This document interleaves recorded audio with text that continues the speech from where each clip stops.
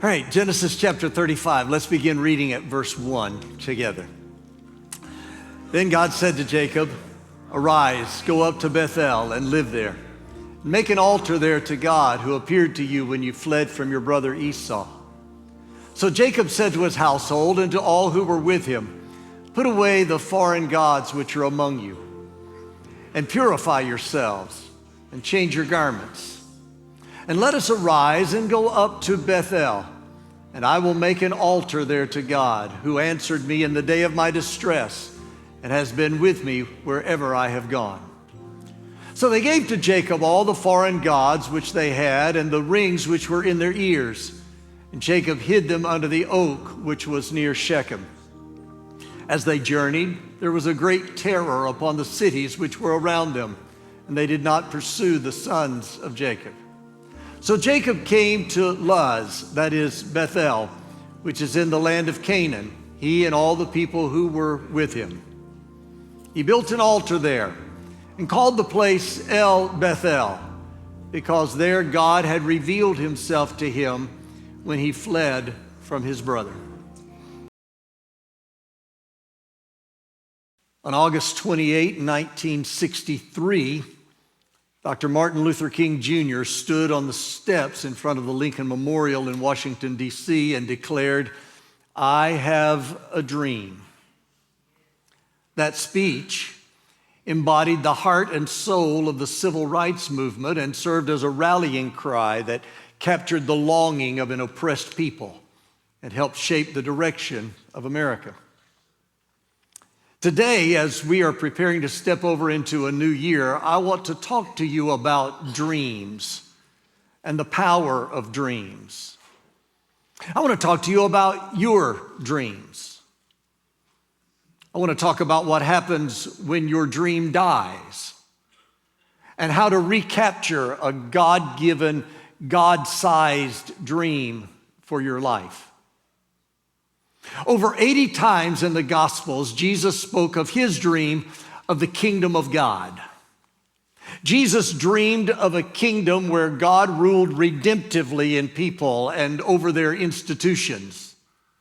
The words and works of Jesus can best be explained and understood in light of this kingdom dream. Dreams are important. Dreams have impact. A dream gives a person a story to tell. A dream gives direction and motivation to life.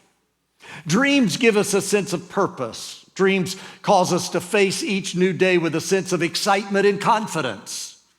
Dreams propel us toward our destiny. But most of us could tell of people we know who have, for whatever reason, stopped dreaming.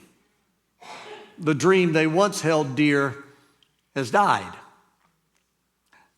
There are a lot of reasons why dreams die. Some dreams get shattered on the hard rocks of reality. Some dreams die at the hands of dream killers. Things like accidents or outside forces beyond our control, or even by other people who are determined to block even the smallest achievement. Sometimes there are giants that block our dreams from ever materializing. And sometimes dreams die from nothing more than the sheer monotony of life's daily routine, where we get so caught up in the necessary details until we lose sight of the big picture. I've discovered it's easy to lose momentum and start aimlessly wandering when life gets daily. It's easy to suffer from mission drift and shift focus from the sublime to the mundane. It's easy to get so caught up in the trees that we miss the beauty and the grandeur of the forest. When the rug gets pulled out from under us, when the dream gets shattered, it's easy to retreat, lose heart, and lose hope. It's easy to get ground down into something that is only existence instead of really living. It's easy to get so focused on trying to survive until we lose sight of the hopeful possibilities of a God-birthed, God-sized dream. That's what happened to the man who is the central character of the verses we read as the text for the message today, a man named Jacob. When you read Jacob's story, you find he was a man tremendously blessed by God. From the moment of his birth, God had his hand upon his life. But most of you will remember that Jacob got off to a rough start. Jacob was the second-born son of Isaac and Rebekah, and he was born holding onto the heel of his twin brother Esau as if he were trying to pull him back into the womb so he could be born first. In fact, his very name means heel grabber, supplanter. He was a trickster, a shady character, a sneak. As the brothers grew, the father was always partial to Esau, who was an outdoorsman, a man of the fields and the woods, while Jacob, a homebody, he was Rebekah's favorite. Most of you will remember the events of that fateful day when Esau thought more of his temporary physical desire for food than he did of his future inheritance, and he sold his birthright to Jacob for a bowl of soup. And then there was the incident where Jacob and his mother Rebekah conspired to deceive Father Isaac and managed to steal the blessing of the firstborn for Jacob as well. When Jacob's underhanded trick became known, Esau was furious. In order to escape the wrath of his brother, Jacob left home and journeyed toward the tents of his mother's brother, Uncle Laban. After a hard day of traveling, he stopped in the clearing out in the middle of nowhere to camp for the night. And there, with his head pillowed upon a stone out under the stars, God appeared to Jacob in a dream. You can read the full account in chapter 28 of the book of Genesis. In his dream, Jacob saw a ladder stretched from heaven to earth with angels ascending and descending upon it. And he heard the voice of the Lord promising that he would inherit the land that had been given to Abraham in a covenant. God further promised Jacob that his descendants would be like the dust of the earth in number, and he would keep him as he traveled, would not leave him, and would one day bring him back to his homeland. Now that's what you call a God dream. When Jacob awoke, he exclaimed, "Surely the presence of the Lord was in this place, and I didn't know it." He assembled some stones and used them to erect a memorial altar, and he named that place Bethel, meaning house of God. There at Bethel, God gave Jacob a kingdom dream. At Bethel, God revealed to Jacob how he was going to work in his life. At Bethel, God gave Jacob a purpose for his life and established him as the undisputed heir to the promises of God for his chosen people. That's an incredible dream. Wouldn't you agree? 5 of us agree with that. Okay, good. That was the audience participation part of the message, okay? So you missed it. But what you soon discover is when Jacob left that campsite, he had a dream, but the dream didn't yet have him. As the story continues, we find Jacob arriving in the tents of his uncle Laban, and there he met the most beautiful girl who forever captured his heart, Rachel. I don't have time to talk about all the drama that surrounded him being able to marry her, but you can read about it in chapter 29 of Genesis. Suffice it to say, it took 14 years of labor for Rachel to be his bride. Finally, in chapter 31, after having his wages changed over and over again, Jacob left the tents of Laban to return to his homeland of Canaan. In chapter 32, he acknowledged his fear of his brother Esau, and it was in this chapter the angel of the Lord wrestled with him, and Jacob received a heavenly blessing that included a change of his name to Israel. So here he is. The trickster has actually made something of himself. Jacob is successful by every conceivable means of measuring success. He is prosperous beyond anything he ever anticipated. But when Jacob returns to the land of Canaan, it's interesting to observe he doesn't go to any of the places you might expect. He doesn't return to the family homestead to be near his father. He doesn't take up residence in Bethel. Instead, he settles down in a place called Shechem. Jacob's household by this time is quite large, with many sons and daughters as well as servants. He's achieved everything his heart desires. Everybody looking on from the outside thinks he's living his dream. In this place of comfort, however, the dream suddenly turns into a nightmare. His world is shattered and things start to fall apart. His daughter is raped by the son of the ruler of the city, who then tries to force a marriage. In order to avenge their sister, the sons of Jacob concoct a plot of deception that ends in the destruction of all the inhabitants of the city. When the dust settles, Jacob is faced with a shattered dream and a new reality. He laments his condition in verse 30 of chapter 34 when he says to his sons, "You have brought trouble on me by making me odious among the inhabitants of the land. And my men being few in number, they will gather together against me and attack me, and I shall be destroyed, I and my household." Where once before Jacob had dreamed of spreading out to the east, west, north, and south, now he was afraid he and his household were going to be wiped off the map. Where before he was assured of God's presence and God's blessing, now he felt isolated in the midst of angry, hostile men. Somewhere in the midst of all the hostility and isolation, the kingdom dream God had given Jacob so many years before at Bethel had been shattered. It was replaced by fear, indecision, apprehension, a loss of confidence, and a loss of hope. This is the background story that brings us to the text that we read earlier as the text of the message for today. In the midst of Jacob's despair, the Lord spoke to him once again in verse 1 of chapter 35 that we read just a moment ago and said, "Arise, go up to Bethel and live there, and make an altar there to God who appeared to you when you fled from your brother Esau." Now, I just wonder if there's anybody listening to this message today who can identify with having your dream shattered. The details of your situation may be different from the story of Jacob, but you know what it's like to have your dream turn into a nightmare. Is there anybody who knows what that's like? If you're listening to this message today, holding in your hands the pieces of a shattered dream, I'm praying the Holy Spirit will somehow make the steps Jacob took very real to you.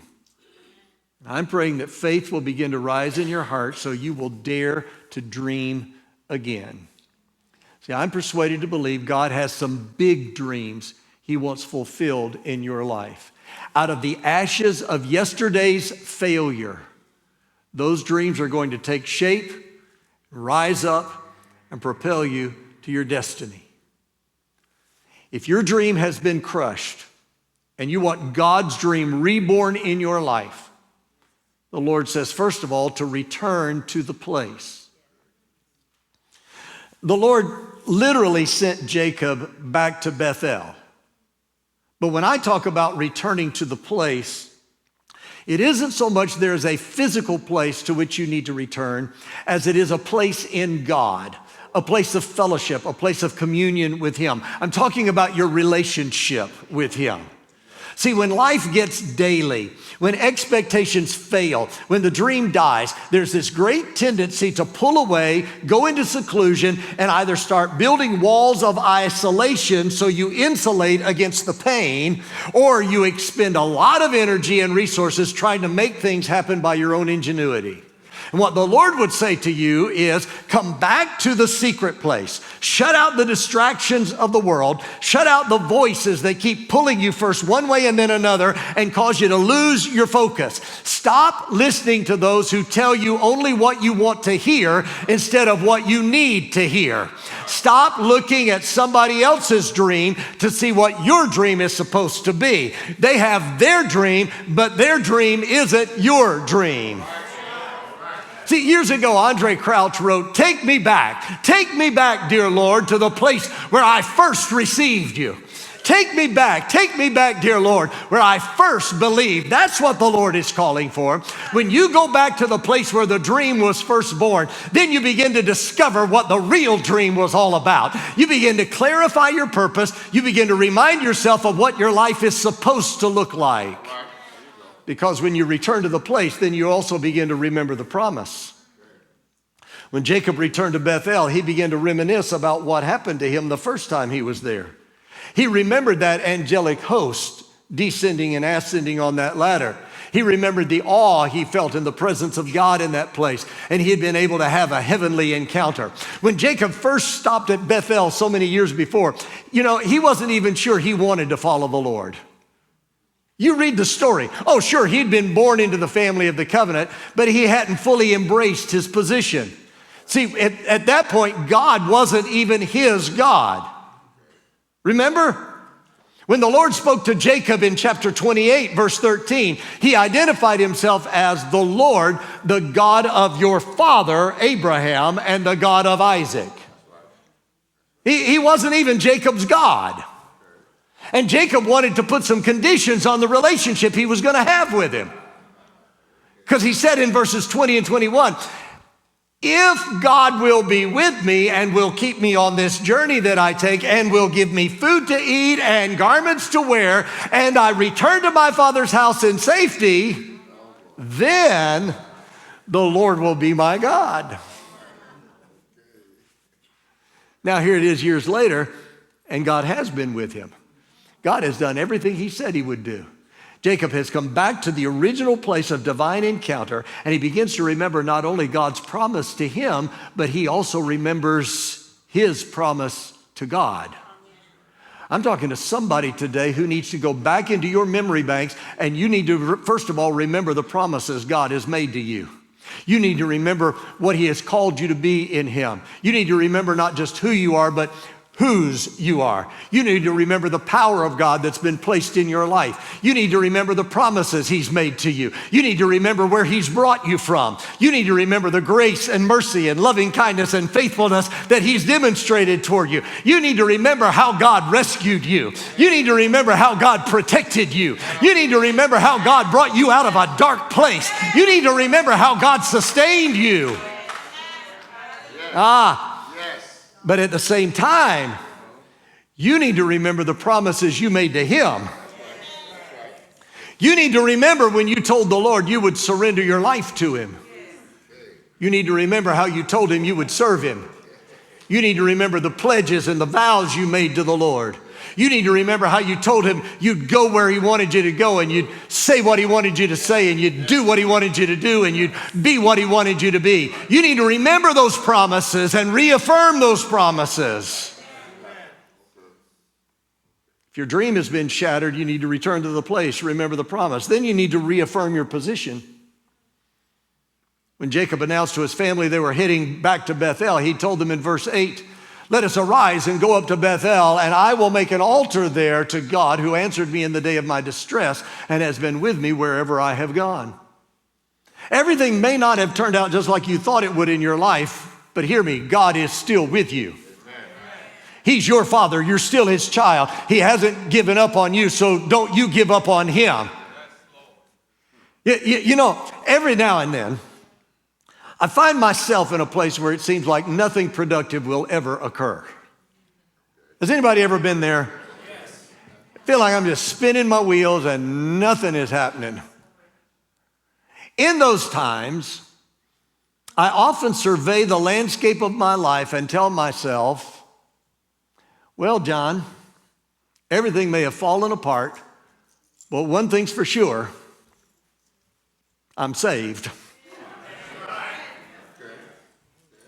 I may have just blown my last chance for success, but I'm saved. I may have just run out of resources, but I'm saved.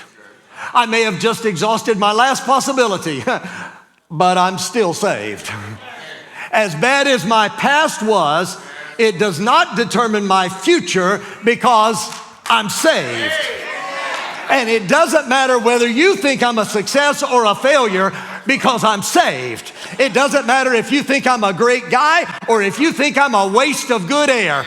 I'm saved. If my situation never turns around, I'm saved. If I never recoup my losses, I'm saved. If my circumstances never improve, I'm saved. If my hopes are never realized, I'm saved. Am I talking to any saved people today? Every now and then you need to tap yourself on the shoulder and reaffirm your position and tell yourself, I'm saved.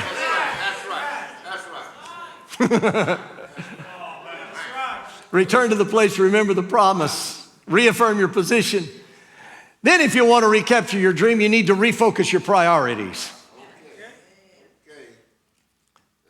In verse 2, Jacob gave instructions to his household before they started back to Bethel. He told them, put away the foreign gods which are among you and purify yourselves and change your garments. You know, earlier when Jacob was evacuating his family and returning to Canaan, his beloved Rachel filched the little household idol from her father's tent. And when Laban chased them down, you remember, he demanded its return. Jacob, however, didn't know what she had done, so he innocently told him they didn't have it. But all the while, it was in the saddlebag upon which Rachel was sitting. So now here we are years later, and that idol and others like it had been permitted in the camp. All the time they were back in the promised land, Jehovah was just one God among many in the tents of Jacob. But now crisis has come. Everything's been stripped away. The dream has been shattered.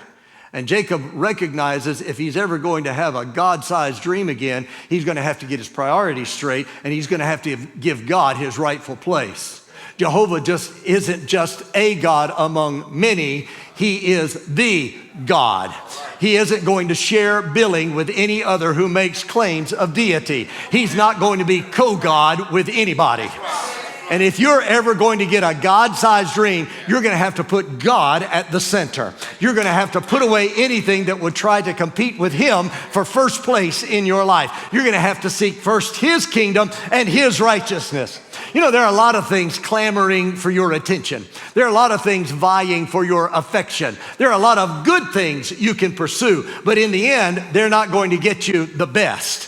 To get a God-sized dream, God's going to have to be the most important thing in your life. He's going to have to be more important than your relationship, more important than your recreation, more important than your recognition, more important than your riches. See, I'm not talking about having a dream of being a millionaire.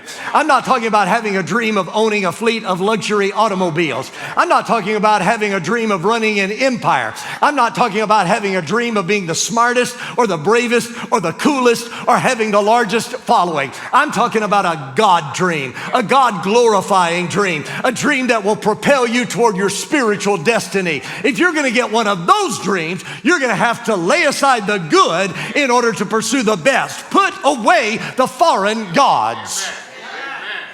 And then Jacob said, purify yourselves. We're going back to the place God spoke to me. We're going back to the place where God ordered my priorities. So, you know, the last time I was in that place, it took me by surprise. I was just trying to get a good night's sleep after a long day of walking before continuing my journey when the Lord surprised me with his presence. I didn't even know he was anywhere around. Then I suddenly found myself in the midst of his glory. But this time we go back to that. This time's different. This time I know what I'm looking for. This is the place of divine encounter. This is the place where I remember the promise. This is the place where I reaffirm my position. God is going to be present when we get there. So if you want God to speak to you and heal your hurt and rekindle the dream, you don't come into his presence with unclean hands. You don't come with unclean hearts. You don't come with unclean lips. You're going to have to put aside malice and wrath and bitterness and anger. I'm preaching to somebody right now. And anger and jealousy and envy and strife and unforgiveness. Put it away. You're going to have to put aside dependence upon every other god, gods of rationality, gods of warm personality, gods of tradition. Purify yourselves. And then he tells them to change your garments. In the Bible, the idea of garments often speaks of habits. I mean, even today we speak of an equestrian wearing a riding habit. So you want a God dream? Change your garments, change your habits, change the way you behave, change the way you think, change the way you operate. Am I doing all right? You've been operating according to the flesh. Start operating according to the Spirit. You've been operating according to fear. Start operating according to faith. We just came out of chapter 34 where we took revenge on the men of Shechem and as a result made ourselves a stench in the nostrils of the people of the land. So stop acting like the people of the world and start acting like people of the covenant. Start acting like people of the promise. You don't realize your dream by playing cutthroat. You don't realize your dream at the expense of others. You don't realize your dream by out-hustling the competition. Change your habits. Start acting like your faith and your confidence is in the Lord rather than in the arm of flesh. Return to the place. Remember the promise. Reaffirm your position. Refocus your priorities. Then reconnect in prayer. Verse 7 reveals something very important about what happened when Jacob got back to Bethel. It says, he built an altar there. Understand, this isn't just some religious ritual Jacob is performing. An altar is a place of sacrifice. An altar is a place of surrender. An altar is a place where a divine connection is made. As we surrender ourselves to the will and the plan and the purpose of God. If you're recovering from a shattered dream, if you need to rekindle a dream, if you're looking to receive a God-sized dream, then build an altar. Let me tell you, kingdom dreams don't come from books. Kingdom dreams don't come prepackaged from denominational headquarters. Kingdom dreams don't come from the way we remember it being done when we were children. Kingdom dreams only come when you're open before the Lord and when you spend time with Him in prayer. So if God seems far away, build an altar. If you're hurting from feeling let down, build an altar. If you're struggling to regain your footing, build an altar.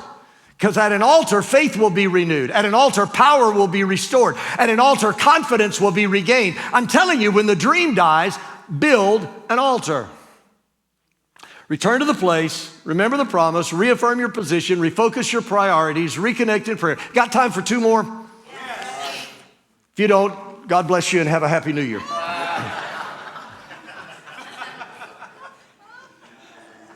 Release hindering people. It's interesting to me, right in the middle of this story of God rebuilding Jacob's dream, we are told about people who are dying. The first one is in verse 8. We didn't read that far down in the chapter, but in verse 8, it says, now Deborah, Rebekah's nurse, died. We aren't really told just when Jacob's mother, Rebekah, died, but apparently his old nurse, Deborah, came to tell Jacob about the death of his mother, and then Deborah stayed on in the tents of Jacob. So we are told directly about Deborah's death, and we have implied the death of Rebekah. Then, at the end of this chapter, we're told of the death of Rachel, Jacob's beloved wife. She dies giving birth to his 12th son, Benjamin. Now, I want you to think about these people in the context of Jacob receiving a new dream, a God-sized dream. Rebekah was his beloved mother, and Deborah was in some ways a later representation of her to Jacob. And while Jacob dearly loved his mother, you remember it was his mother who enabled his dysfunction.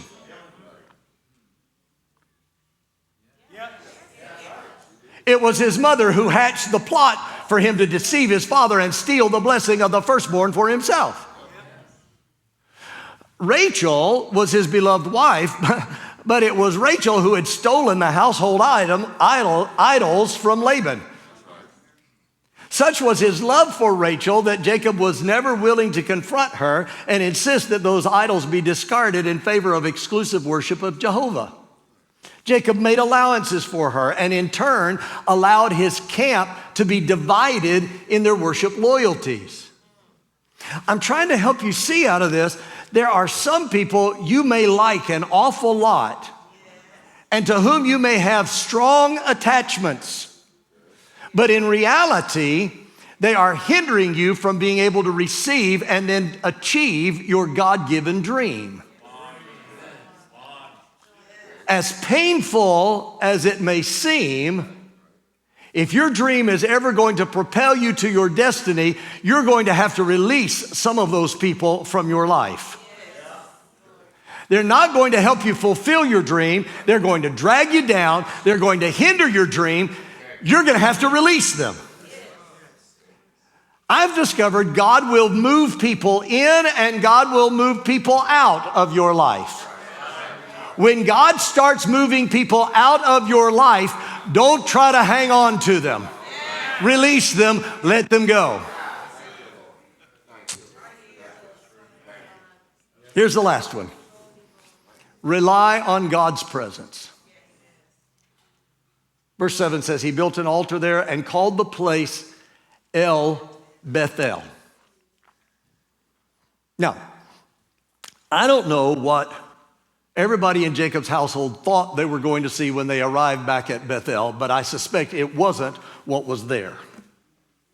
I mean, they had heard so much about the place where Jacob had an encounter with God. They had heard about this amazing dream of angels on a ladder and God speaking to him. But when they arrived at Bethel, the only thing there is a pile of rocks.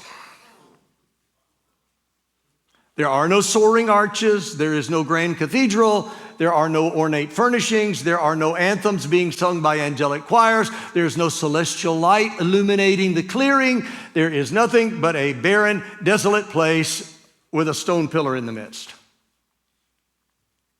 As they gather in that little clearing, disappointment is registering on their faces. But that's when Jacob erects an altar and gives the place a new name, El Bethel. And in that act, he makes a powerful proclamation. Bethel, you remember, means house of God. El Bethel means God of the house of God. In the act of renaming the place El Bethel, Jacob is letting us know it is important to embrace the place of spiritual roots and heritage. It is important to remember the promise and refocus your priorities. But he's also letting us know the most important thing isn't the place, it's the person.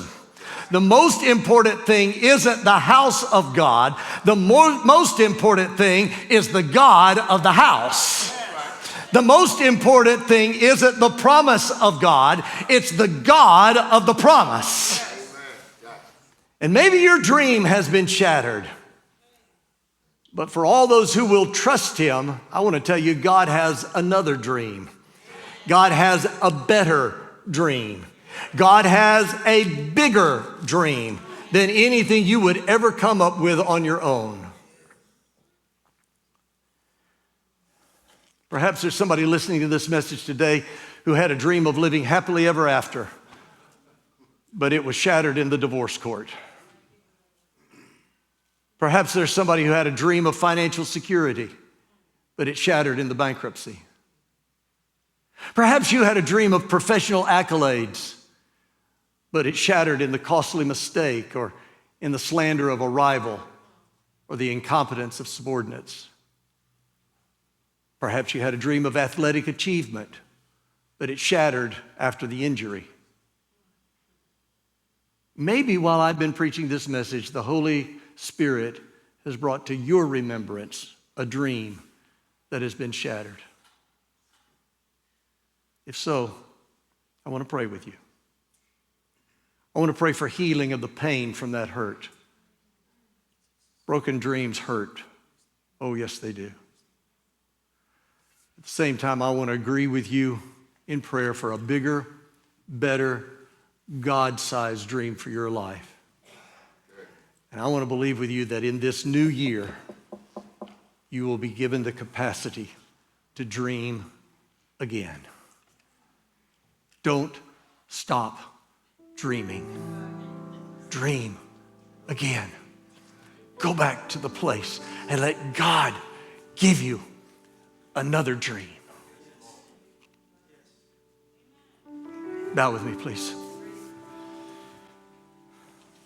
Oh Lord, I've tried to deliver what I believe you gave me for these people for this time to the best of my ability. But I also know that my words are woefully inadequate. So I'm asking, Holy Spirit, that you will come and birth something in our hearts today. Something that will give rise to a dream that will be honoring to you and will rise to the praise of your glory. Lord, I don't know who it is I'm praying for today, and I don't need them to raise a hand. I don't need them to stand. I don't need them to come forward.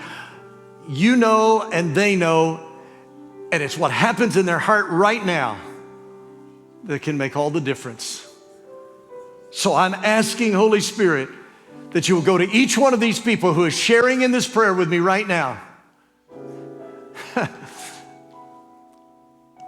and somehow encourage them. Drive away the dark shadows of despair. And plant within them the seeds of a new possibility, a God-sized dream for their life. And give them the courage to dream again. Oh, God. Let us be people of the dream. God dreams bigger than we could ever conjure up ourselves. And then when we dare to dream your dreams, I pray the power of the Holy Spirit will come into their lives in a new and fresh way. And will energize them. Give them an ability beyond themselves. And they will be able to see the fulfillment of your promise.